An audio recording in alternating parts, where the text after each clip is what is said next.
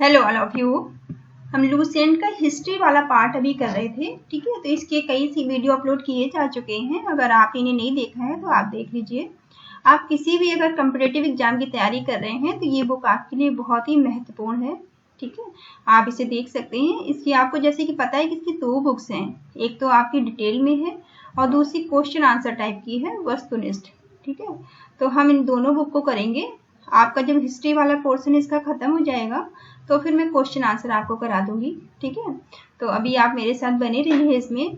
आप ध्यान से पहले समझ लीजिए हिस्ट्री वाले पोर्शन को, तो आपको ऑब्जेक्टिव टाइप की करने में आसानी होगी, ठीक है। यहाँ तक हम कर चुके थे, आज हम बौद्ध धर्म से करेंगे, ठीक है। तो इससे पहले की वीडियो अपलोड किए जा चुके हैं, आप देख लेना, ठीक है।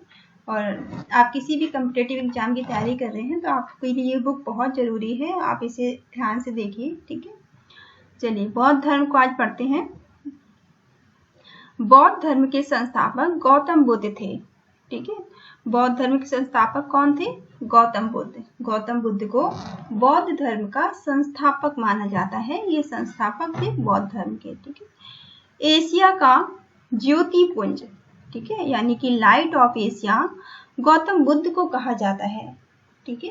गौतम बुद्ध को लाइट ऑफ एशिया कहा जाता है, हिंदी में से ज्योतिपुंज कहते हैं। बौद्ध का जन्म 563 ईसा पूर्व में हुआ था, ठीक है। बौद्ध का जन्म कब हुआ था? 563 ईसा पूर्व में बौद्ध का जन्म हुआ है। और इनका जन्म हुआ कहाँ था? कपिलवस्तु के लुम्बिनी नामक स्थान पर हुआ था, ठीक है। ये नाम आप याद रखेंगे। ऐसे कैसे क्वेश्चन पूछा जाता है एग्जाम में कि गौतम बुद्ध का जन्म कहाँ हुआ था, तो इनका जन्म हुआ था। आपसे कपिलवस्तु भी दिया जा सकता है, लुम्बिनी भी हो सकता है, एग्जाम में हो सकता है दोनों दिए हों, ठीक है। तो आप इसे ध्यान से समझ लीजिएगा। तो गौतम बुद्ध का जन्म जो है कपिलवस्तु के लुम्बिनी, ठीक है, लुम्बिनी नामक स्थान में हुआ था। इनके पिता का नाम शुद्धोधन शाक्यगढ़ के मुखिया थे, ठीक है। इनके जो पिता थे वो शुद्धोधन शाक्यगढ़ के मुखिया थे। किसके? गौतम बुद्ध के, ठीक है। गौतम बुद्ध के पिता जो थे वो शुद्धोधन शाक्यगढ़ के मुखिया थे। इनकी माता माया देवी, ठीक है। इनकी माता कौन थी? इनकी माता माया देवी थी। इनकी मृत्यु जन्म के 7वें दिन हो गई थी, ठीक है। गौतम बुद्ध का जब जन्म हुआ है तो इनके गौतम बुद्ध के जन्म के 7वें दिन ही इनकी माता गुजर गई थी।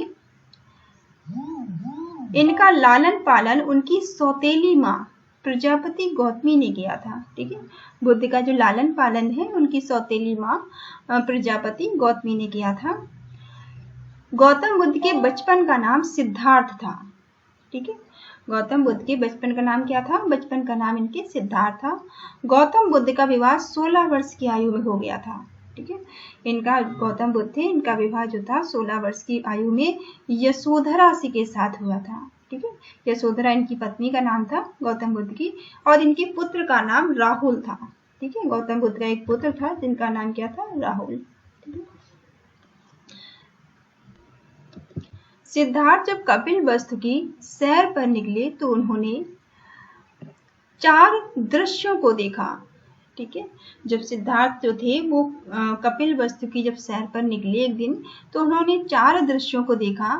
पहला बूढ़ा व्यक्ति, उन्होंने एक बूढ़े व्यक्ति को देखा। दूसरा उन्होंने एक बीमार व्यक्ति को देखा, ठीक है। उन्होंने एक बूढ़े व्यक्ति को देखा और उन्होंने एक बीमार व्यक्ति को देखा। एक शव देखा उन्होंने, ठीक है, एक शव देखा और एक सन्यासी को उन्होंने देखा। ये 4 दृश्य उन्होंने देखे। इन 4 दृश्यों ने उनके जीवन को पूर्णतः परिवर्तित कर दिया, ठीक है। तो सांसारिक समस्याओं से व्यथित होकर सिद्धार्थ ने 29 वर्ष की अवस्था में गृह त्याग किया, ठीक है। वो सांसारिक समस्याओं से व्यथित हो गए, बहुत दुखी हो गए और उन्होंने 29 वर्ष की आयु में अपना घर छोड़ दिया। गृह त्याग मतलब घर छोड़ दिया, ठीक है। और गौतम जिसे बौद्ध धर्म में क्या कहते हैं? बौद्ध धर्म में इसे कहा जाता है, इसमें बौद्ध धर्म इसको महाभिनिष्क्रमण कहा जाता है, ठीक है। महाभिनिष्क्रमण कहा जाता है गौतम इसमें बौद्ध धर्म में घर त्याग को, ठीक है। गृह त्याग करने के बाद सिद्धार्थ बुद्ध ने वैशाली के अलार कलाम से सांख्य दर्शन की शिक्षा ली। ठीक है, गौतम बुद्ध ने जब इन्होंने घर छोड़ा सिद्धार्थ ने, तो सिद्धार्थ जो गौतम बुद्ध थे उन्होंने घर छोड़ा तो ये वैशाली में फिर ये गए। वैशाली में आलार कलाम, ठीक है, आलार कलाम से इन्होंने सांख्य दर्शन की शिक्षा ली। ठीक है, आलार कलाम से इन्होंने किसकी शिक्षा ली? सांख्य दर्शन की शिक्षा ली, शिक्षा ग्रहण की। और आलार कलाम सिद्धार्थ के पहले गुरु थे। ठीक है, और जो आलार कलाम थे ये सिद्धार्थ के पहले गुरु थे। आपसे पूछा जा सकता है कि सिद्धार्थ के पहले गुरु कौन थे, तो आप क्या बताएंगे? आलार कलाम जो है वो सिद्धार्थ के पहले गुरु थे। ठीक है, आलार कलाम के बाद सिद्धार्थ ने राजगिर के, और इन्होंने उसके बाद वहां के एक रुद्रक रामपूत थे से भी शिक्षा ग्रहण की। ठीक है, राजगिरी के रुद्रक रामपूत से भी इन्होंने शिक्षा ग्रहण की। उर्वेला में सिद्धार्थ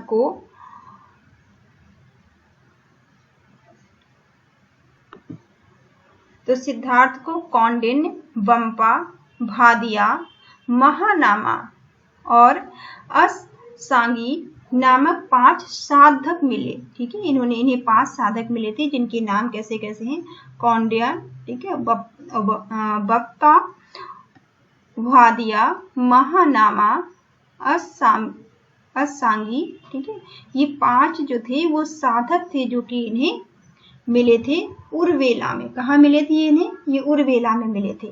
ठीक है, बिना अन्न जल ग्रहण किए 6 वर्षों की कठिन तपस्या के बाद 35 वर्ष की आयु में वैशाली की पूर्णिमा की रात निरंजना फल्गु नदी के किनारे पीपल वृक्ष के नीचे सिद्धार्थ को ज्ञान प्राप्त हुआ था।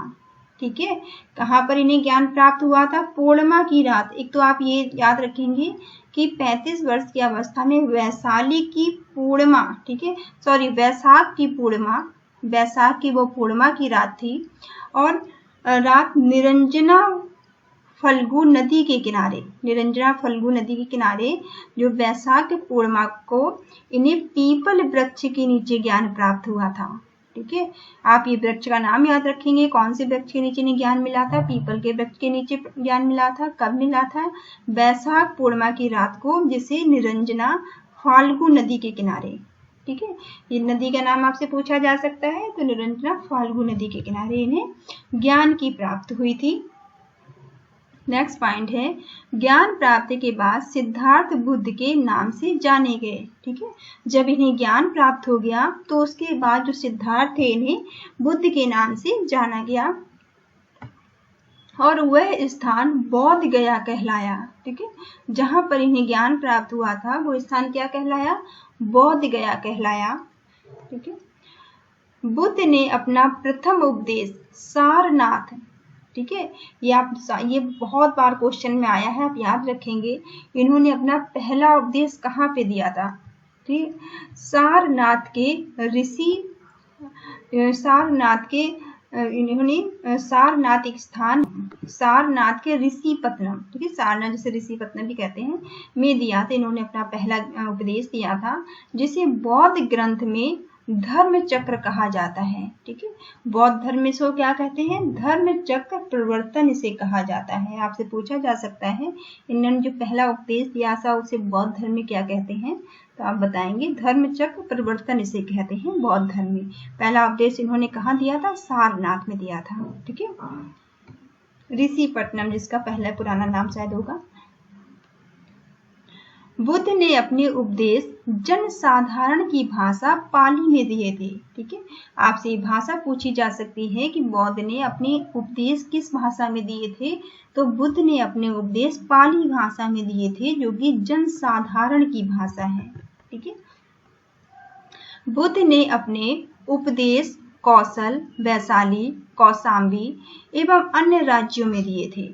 ठीक है, कुछ राज्यों के नाम हैं यहाँ पे जो आप जैसे कौशल आप याद कर लीजिए, दिए हैं 2-3 नाम, कौशल, वैशाली और कौशाम्बी।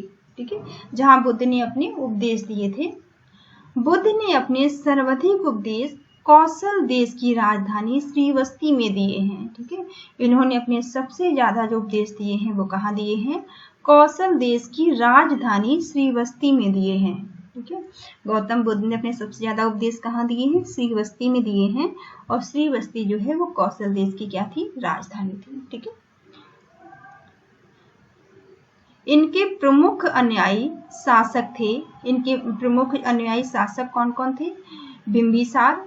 ठीक है, बिंबिसार इनके बहुत ज्यादा अनुयायी थे, जो राजा थे बिंबिसार। ठीक है, प्रसेनजीत और उदयन, ये तीन ऐसे राजा थे जो गौतम बुद्ध के अनुयायी थे और ये राजा थे। ठीक है, तो बिंबिसार का नाम पहले आता है, बिंबिसार, और प्रसेनजीत और उदयन, ये इनके अनुयायी थे।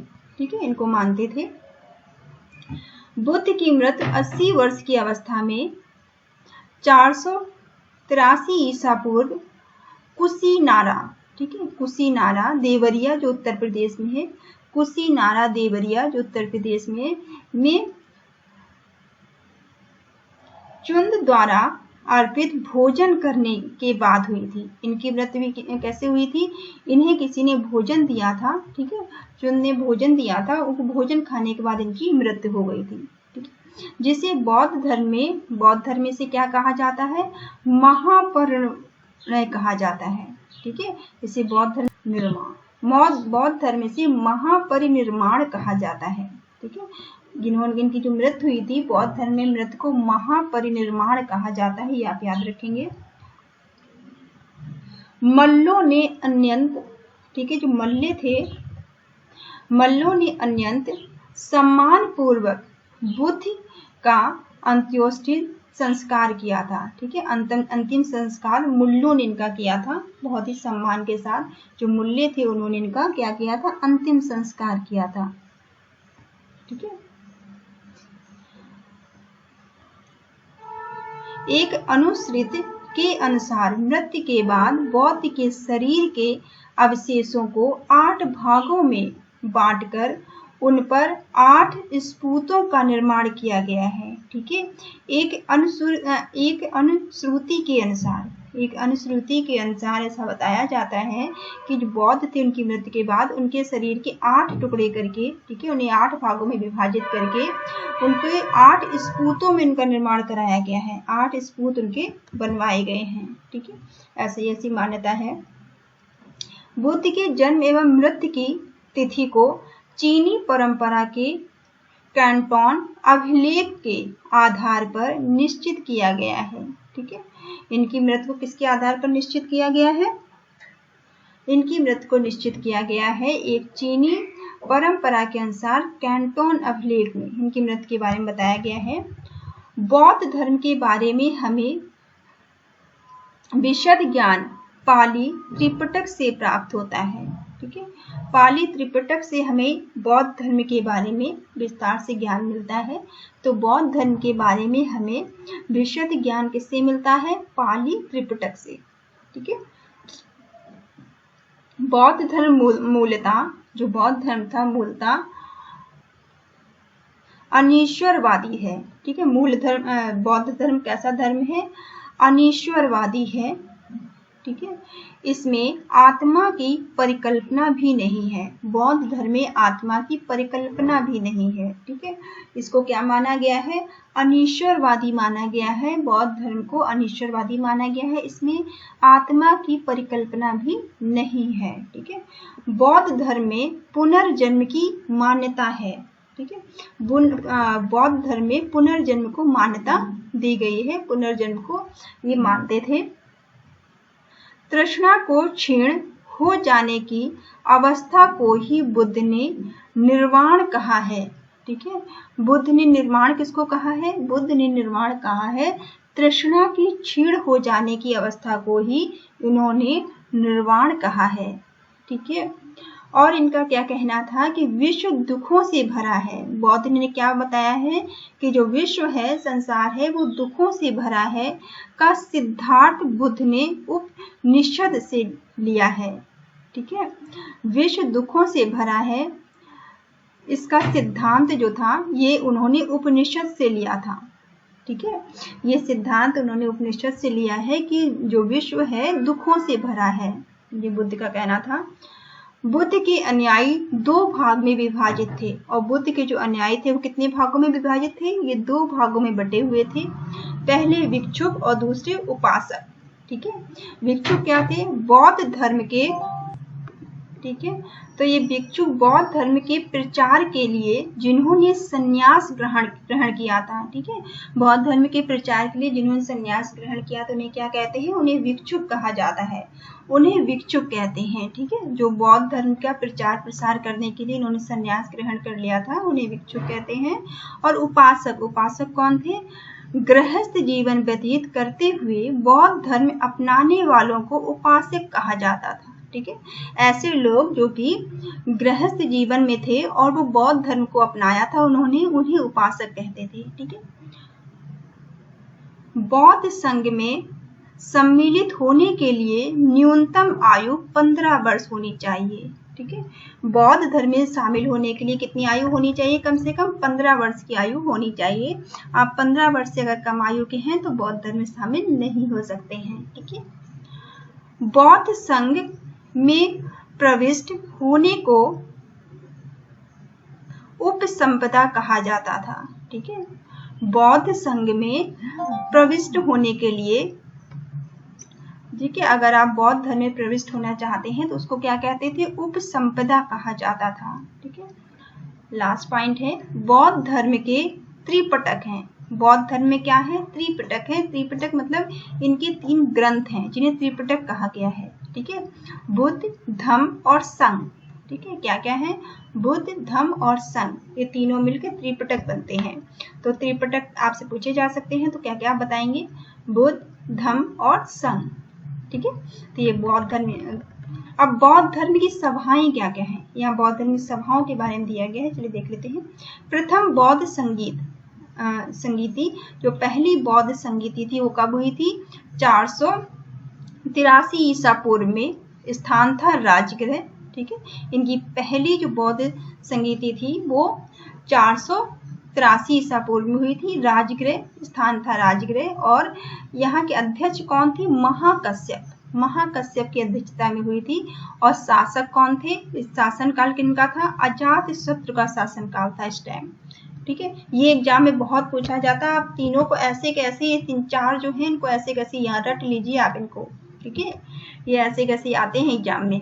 फिर द्वितीय बौद्ध संगीति, जो दूसरी बौद्ध संगीति है वो कब हुई थी? 383 ईसा पूर्व में। ठीक है, 383 ईसा पूर्व में। स्थान इसका वैशाली था। और अध्यक्षता किसने की थी? सावाकामी ने इसकी अध्यक्षता की थी। और इस समय शासन किसका था? शासन इसका था कालाशोक का। ठीक है, कालाशोक का शासन था इस समय। तृतीय बुद्ध समिति, तीसरी जो बुद्ध समिति थी वो 255 ईसा पूर्व में हुई थी। स्थान था पाटलिपुत्र। ठीक है, और इसकी अध्यक्षता किसने की थी? मोंगलीपुत ने की थी।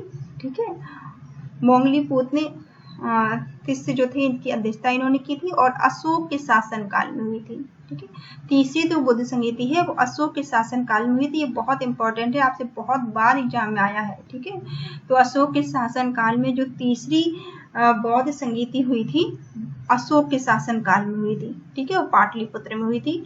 चौथी बौद्ध संगीति ईसा की प्रथम शताब्दी में हुई थी।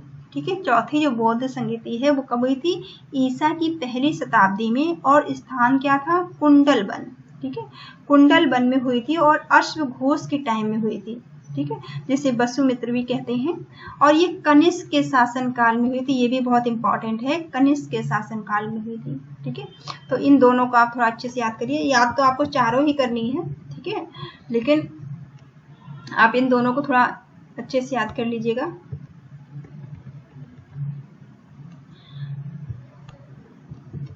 चतुर्थ बौद्ध संगीत के बाद बौद्ध धर्म 2 भागों में हीनयान और महायान में विभाजित हो गया। ठीक है, इंपॉर्टेंट पॉइंट है कि चौथी जब बौद्ध संगीति हुई है तो चौथी बौद्ध संगीति के बाद जो बौद्ध धर्म है वो 2 पार्ट में डिवाइड हुआ है। किस किस में? हीनयान और महायान में डिवाइड हुआ है। ठीक है, चौथी बौद्ध संगीति के बाद 2 भाग में ये डिवाइड हुआ है, हीनयान और महायान में। ठीक है, धार्मिक, जुलूस का प्रारंभ सबसे पहले बौद्ध धर्म के द्वारा प्रारंभ किया गया। ठीक है, जो धार्मिक जुलूस था वो सबसे पहले बौद्ध धर्म में स्टार्ट हुआ, इसका प्रारंभ हुआ है। बौद्धों का सबसे पवित्र त्योहार बैसाख पूर्णिमा है। ठीक है, आपको पता है ना बुद्ध को ज्ञान प्राप्त हुआ था बैसाख पूर्णिमा की रात में, है ना। तो बैसाख पूर्णिमा है, ये बुद्धों का सबसे ही महत्वपूर्ण इनका त्योहार है। ठीक है, जिसे बुद्ध पूर्णिमा भी कहा जाता है। ठीक है, इन्हें और क्या कहते हैं, इसे बुद्ध पूर्णिमा भी कहते हैं, क्योंकि बुद्ध को इसी पूर्णिमा को ज्ञान प्राप्त हुआ था के नाम से जाना जाता है। जिसका महत्व इसलिए है कि बुद्ध पूर्णिमा के ही दिन बुद्ध का जन्म भी हुआ है। देखिए, बुद्ध पूर्णिमा के ही दिन बुद्ध का जन्म भी हुआ है, ज्ञान की प्राप्ति भी हुई है उन्हें उसी दिन, एवं महापरिनिर्वाण भी इनका उसी दिन हुआ है। ठीक है, महापरिनिर्वाण भी उनका उसी दिन हुआ है। ठीक है, उन्हें महापरिनिर्वाण भी उन्हें उसी दिन मिला है, इसलिए ये बुद्ध पूर्णिमा की महत्व बहुत ज्यादा है बौद्ध धर्म में। बुद्ध ने सांसारिक दुखों के संबंध में 4 आर्य सत्यों का उपदेश दिया है। ठीक है, इन्होंने बोला था ना संसार दुखों से भरा है, इन्होंने 4 बातें बताई हैं, 4 आर्य सत्य बताए हैं इन्होंने। पहला है दुख, ठीक है, और दुख का समुदाय, इन्होंने दुख बताया है, दुख का समुदाय बताया है, फिर दुख का निरोध बताया है इन्होंने। ठीक है, दुख का निरोध और दुख निरोधगामिनी। ठीक है, और इन्होंने क्या बताया है, दुख निरोधगामिनी प्रतिपदा। इन्होंने ये 4 बातें बताई हैं जो आपको याद रखनी है। फिर नेक्स्ट पॉइंट है, इन सांसारिक दुखों से मुक्ति हेतु बुद्ध ने अष्टांगी मार्ग की बात कही है। ठीक है, बुद्ध ने अष्टांगी मार्ग की बात कही है, इन दुखों से मुक्ति पाने के लिए ये साधन है। क्या क्या है, समय दृष्टि, सम्यक दृष्टि, ठीक है, सम्यक दृष्टि, सम्यक संकल्प, सम्यक वाणी, सम्यक कर्मांत, ठीक है, सम्यक कर्मांत और सम्यक आजीव। तो इन्होंने ये बातें बताई हैं, और सम्यक व्यायाम, सम्यक स्मृति एवं सम्यक समाधि। इन्होंने ये 8 बातें बताई हैं दुखों से मुक्ति पाने के लिए। ठीक है, बुद्ध के अनुसार अष्टांगी मार्गों के पालन करने के उपरांत मनुष्य की भाव तृष्णा नष्ट हो जाती है। इन्होंने कहा है इन 8 का पालन करने से क्या होता है, मनुष्य की भाव तृष्णा नष्ट हो जाती है और उसे निर्वाण प्राप्त हो जाता है। ठीक है, निर्वाण है, निर्वाण बौद्ध धर्म का परम लक्ष्य है। ठीक है, निर्वाण प्राप्त करना बौद्ध धर्म का क्या है, परम लक्ष्य है, जिसका अर्थ होता है दीपक का बुझ जाना। क्या मतलब होता है इसका, दीपक। ठीक है, तो दीपक का बुझ जाना अर्थात जीवन मरण चक्र से मुक्त हो जाना। ठीक है, दीपक का बुझ जाना मतलब जीवन मरण चक्र से मुक्त हो जाना। बुद्ध ने निर्वाण प्राप्ति को सरल बनाने के लिए निम्न 10 सीलों पर बल दिया है। ठीक है, इन्होंने 10 सील बताए हैं जिन पर इन्होंने बल दिया है निर्वाण को सरल बनाने के लिए। पहला अहिंसा, ठीक है, सत्य, अस्तेय और चोरी ना करना। अस्तेय का मतलब क्या है, चोरी ना करना। ठीक है, अपरिग्रह, और क्या है, अपरिग्रह, किसी प्रकार की संपत्ति ना रखना। ठीक है, मद सेवा ना करना, तो मद मतलब शराब का, नशे का सेवन ना करना, मद का सेवन ना करना, असमय भोजन ना करना। ठीक है, असमय बिना समय भोजन ना करना, सुखप्रद बिस्तर पर नहीं सोना।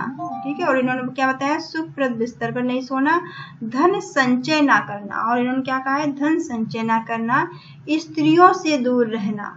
ठीक है, और नृत्य गान आदि इन्होंने ये सारी 10 चीजें बताई हैं जो चीजें करनी चाहिए निर्वाण प्राप्त करने के लिए, जो हमें निर्वाण आसान कर देती हैं, हमारा से दूर रहना चाहिए। इन्होंने बताया इन सारी चीजों से हमें दूर रहना चाहिए।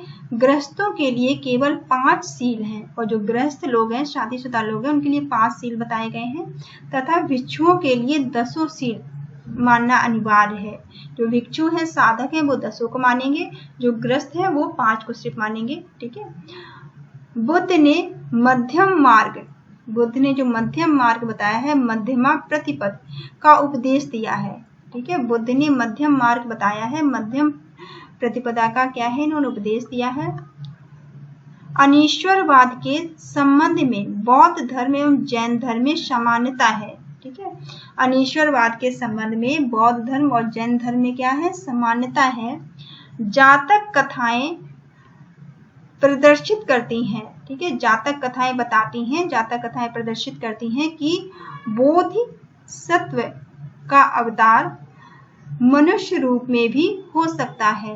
ठीक है, क्या बताई है जातक कथाओं में, क्या चीज प्रचलित है, क्या बताया गया है कि बोधिसत्व, ठीक है, बोधिसत्व का अवतार मनुष्य रूप में भी हो सकता है तथा पशु रूप में भी हो सकता है। इनका कहना है कि बोधिसत्व का अवतार मनुष्य रूप में भी हो सकता है और पशु रूप में भी हो सकता है। ठीक है, बोधिसत्व के रूप में पुनर्जन्मों की दीर्घ श्रृंखला के अंतर्गत बुद्ध ने शाक्य मुनि के रूप में अपना अंतिम जन्म प्राप्त किया, किंतु उनकी उसके उपरांत मैत्रेय तथा अनाम बुद्धि अभी अवतरित होने शेष हैं। ठीक है, इनका कहना है कि बोधिसत्व के रूप में पुनर्जन्म की दीर्घ श्रृंखला के अंतर्गत बुद्ध ने शाक्य मुनि के रूप में, इनका मानना है कि बुद्ध ने शाक्य मुनि के रूप में अपना अंतिम जन्म प्राप्त किया, लेकिन इनका ये भी कहना है किंतु इसके उपरांत भी मैत्रेय तथा अन्य अनाम बुद्ध अभी अवतरित होना शेष है। इनका कहना है अभी और भी उनके जन्म होंगे।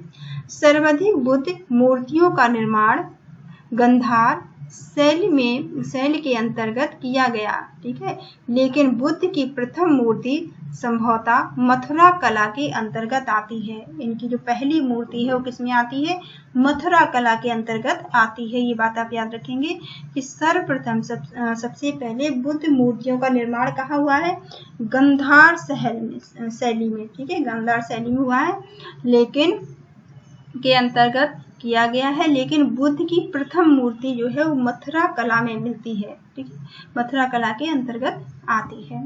तो यहाँ पे ये बौद्ध का खत्म होता है आपका। दूसरा है शैव धर्म। ठीक है, अब ये 8th पॉइंट आपका है शैव धर्म। चलिए शैव धर्म को देख लेते हैं, छोटा सा ही है। ठीक है,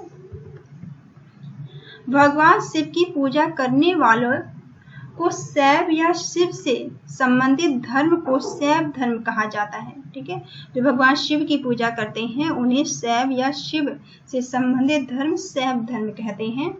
शिवलिंग की उपासना का प्रारंभिक पुरातात्विक साक्ष्य हड़प्पा संस्कृति के अवशेषों से मिला है। ठीक है, जो शिवलिंग की उपासना का जो प्रारंभिक पुरातात्विक मिला है, साक्ष्य मिला है, वो कहाँ से मिला है, हड़प्पा संस्कृति से मिला है। ठीक है, हड़प्पा संस्कृति पता चलता है कि वहाँ के लोग शिव की पूजा किया करते थे।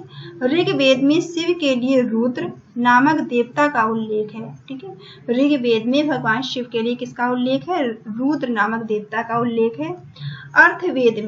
अर्थवेद में शिव का भव, सर्व और पशुपति एवं भूपति कहा गया है। ठीक है, अथर्ववेद में शिव को क्या क्या कहा गया है, अथर्ववेद में शिव को भव, सर्व, पशुपति और भूपति कहा गया है। इन नामों से शिव को बताया गया है। लिंग पूजा का पहला स्पष्ट वर्णन मत्स्य पुराण से मिला है। ठीक है, लिंग पूजा का सबसे पहला जो वर्णन मिला है वो कहाँ से मिला है, मत्स्य पुराण से मिला है। महाभारत के अनुसार पर्व से भी लिंग पूजा का वर्णन मिलता है। ठीक है, महाभारत के अनुसार, जो महाभारत के अनुसार पर्व से भी लिंग पूजा का वर्णन मिलता है महाभारत के अनुसार। वामन पुराण, ठीक है, जो वामन पुराण है, वामन पुराण में शैव संप्रदाय की संख्या 4 बताई गई है। ठीक है, वामन पुराण में शैव संप्रदाय की संख्या कितनी बताई गई है, 4 बताई गई है। ये क्या क्या है, पशुपत, ठीक है, पहले क्या है, पशुपत है, दूसरे कपालिक, ठीक है, दूसरे कपालिक और तीसरे कालामुख, ठीक है, और लिंगयत, चौथे क्या है, लिंगायत। ठीक है, ये 4 इनकी संख्या बताई गई है। पशुपत संप्रदाय शैवों का सर्वाधिक प्राचीन संप्रदाय है। ठीक है, जो पशुपत संप्रदाय है वो शैवों का सबसे ज्यादा प्राचीन संप्रदाय है। इसके संस्थापक लकुलिस थे। इसके संप्रदाय कौन थे? इसके संस्थापक कौन थे? लकुलिस। ठीक है, लकुलिस जो थे इसके संस्थापक थे, जिन्हें भगवान शिव के 18 अवतारों में से एक माना जाता है। ठीक है, जिन्हें भगवान शिव के 18 अवतारों में से एक माना जाता है। पशुपत संप्रदाय के अनुयायियों को पंचार्थिक कहा गया है। ठीक है, जो पशुपत संप्रदाय के अनुयायी हैं इन्हें क्या कहा गया है? पंचार्थिक कहा गया है। ठीक है, इस मत का प्रमुख सैद्धांतिक ग्रंथ पशुपत सूत्र है। क्या है? पशुपत सूत्र है। तो इस मत का जो सबसे ज्यादा प्रमुख सैद्धांतिक ग्रंथ है वो क्या है? पशुपत सूत्र है। ठीक है, श्रीकर पंडित एक विख्यात पशुपत आचार्य थे। ठीक है, श्रीकर पंडित जो थे वो एक बहुत ही विख्यात पशुपत आचार्य भी थे।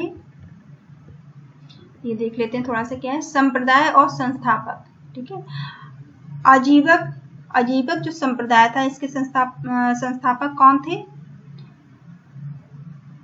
मखलीपुत्र गौशाल। इसके संस्थापक कौन थे? मखलीपुत्र गौशाल। घोर जो संप्रदाय है, घोर अकियावाद। ठीक है, घोर अकियावाद संप्रदाय है, इसके पूर्ण कश्यप। इसके संस्थापक कौन थे? पूर्ण कश्यप। यदेच्छावाद के संस्थापक कौन थे? आचार्य अजीत। ठीक है, भौतिकवादी कौन थे? पकुद कच्चायन। ठीक है, पदुक कच्चायन। और अनिश्चयवाद के कौन थे? अनिश्चयवाद के संस्थापक थे संजय। ठीक है, ये संजय इसके संस्थापक थे। नेक्स्ट पॉइंट है आपका कपालिक संप्रदाय के इष्ट देव भैरव थे। कपालिक संप्रदाय के इष्ट देव कौन थे? भैरव थे। ठीक है, कपालिक संप्रदाय के इष्ट देव भैरव थे। इस संप्रदाय का मुख्य केंद्र श्रीशैल है। क्या है? श्रीशैल नामक संस्थान है। ठीक है, कालामुख संप्रदाय के अनुयायियों को शिव पुराण में महाव्रतधर कहा गया है। ठीक है, कालामुख संप्रदाय के जो अनुयायी थे इनको शिव पुराण में क्या कहा गया है? महाव्रतधर कहा गया है। ठीक है, इस संप्रदाय के लोग नर कपाल में ही भोजन, जल और सुरापान करते थे।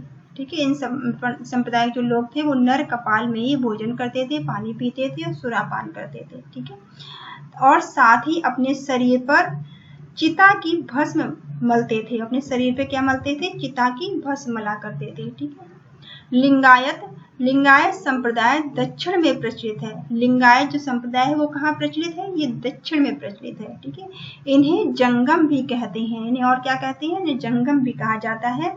इस संप्रदाय के लोग शिवलिंग की उपासना करते हैं। ठीक है, इस संप्रदाय के लोग क्या करते हैं? शिवलिंग की उपासना करते हैं। ठीक है, लिंगायत संप्रदाय के लोग शिवलिंग की उपासना करते हैं, याद रखेंगे आप। वसव पुराण। ठीक है, वसव पुराण में लिंगायत संप्रदाय के प्रवर्तक अल्लभ प्रभु। ठीक है, लिंगायत संप्रदाय के जो संस्थापक हैं जो इसके सदस्य जो इसके हैं, प्रवर्तक जो है इसके, वो क्या है? अल्लभ प्रभु है। और उनके शिष्य वाशव, और उनके शिष्य क्या है? वाशव को बताया गया है। इस संप्रदाय को वीर शिव संप्रदाय भी कहा जाता है। और इस संप्रदाय क्या कहते हैं? वीर शिव संप्रदाय भी कहा जाता है इस संप्रदाय को। 10वीं शताब्दी में मत्स्येंद्र नाथ ने नाथ संप्रदाय की स्थापना की थी। ठीक है, 20वीं शताब्दी जो मत्स्येंद्र नाथ हैं इन्होंने नाथ संप्रदाय की स्थापना की थी। इस संप्रदाय का व्यापक प्रचार प्रसार बाबा गोरखनाथ के समय में हुआ है। ठीक है, बाबा गोरखनाथ के समय में इस संप्रदाय का, नाथ संप्रदाय का प्रचार प्रसार हुआ है। ठीक है, दक्षिण भारत में शैव धर्म चालुक्य, राष्ट्रकूट, पल्लव एवं चोलों के समय लोकप्रिय था। ठीक है, दक्षिण भारत में जो शैव संप्रदाय था किसके समय में, ये इंपॉर्टेंट पॉइंट है यहाँ पे। ठीक है, जो दक्षिण भारत में शैव संप्रदाय प्रचलित था, सबसे ज्यादा शैव संप्रदाय को माना जाता था चालुक्य, राष्ट्रकूट, पल्लव और चोल के समय में ये लोकप्रिय था। ठीक है, पल्लव काल में शैव धर्म का प्रचार प्रसार नायनारों द्वारा किया गया था। ठीक है, इसका प्रचार प्रसार नायनारों द्वारा किया गया था। नायनार संतों की संख्या 63 थी, 63 बताई जाती है, जिसमें अपार, त्रिज्ञान और समंदर एवं सुंदर मूर्तियां आदि के नाम उल्लेखित हैं। ठीक है, इन मूर्तियों के नाम इसमें बताए गए हैं। एलोरा की प्रसिद्ध कैलाश मंदिर का निर्माण राष्ट्रकूटों ने करवाया था। ये बहुत इंपॉर्टेंट पॉइंट है, ये बार बार एग्जाम में आता है कि एलोरा के जो प्रसिद्ध कैलाश मंदिर है इनका निर्माण किसने कराया है, राष्ट्रकूटों ने कराया है। तो एलोरा के प्रसिद्ध कैलाश मंदिर का निर्माण राष्ट्रकूटों ने कराया है। ठीक है, चोल शासक, जो चोल शासक थे राज प्रथम, चोल शासक जो राज प्रथम थे ने तंजौर के प्रसिद्ध राजेश्वर शिव मंदिर का निर्माण इन्होंने कराया है। ठीक है, जो चोलों के शासक थे राज प्रथम थे, इन्होंने तंजौर के प्रसिद्ध राजेश्वर शिव मंदिर का, इन्होंने शैव मंदिर का निर्माण कराया था। ठीक है, निर्माण करवाया इन्होंने, जिसे बृहदीश्वर मंदिर के नाम से जाना जाता है, बृहदीश्वर मंदिर के नाम से इसे जाना जाता है। नेक्स्ट है कुषाण शासकों ने, जो कुषाण शासक थे, कुषाण शासकों ने मुद्राओं पर शिव और नंदी का एक साथ अंकन करवाया था। Most important. ठीक है, आपसे पूछा जा सकता है कुषाण शासकों ने या कौन से शासकों ने शिव और नंदी का अंकन करवाया था मुद्राओं पर, शिव और नंदी का एक साथ जो मुद्राओं पर अंकन करवाया है कुषाण शासकों ने। ठीक है, तो ये आपका यहाँ तक खत्म होगा। वैष्णव धर्म हम बाद में कर लेंगे नेक्स्ट वीडियो में। ठीक है, वीडियो काफी बड़ा हो रहा है, तो यहाँ से फिर हम कल नेक्स्ट वीडियो में करेंगे ये वैष्णव धर्म से। ठीक है, तो thank you all of you, thank you for watching. आप मेरे चैनल को लाइक करिए, शेयर करिए, सब्सक्राइब करिए। ठीक है, और कोई प्रॉब्लम है तो आप मुझे कमेंट कर सकते हैं, किसी और सब्जेक्ट का आप वीडियो चाहते हैं तब भी आप मुझे बता सकते हैं। ठीक है, thank you all of you.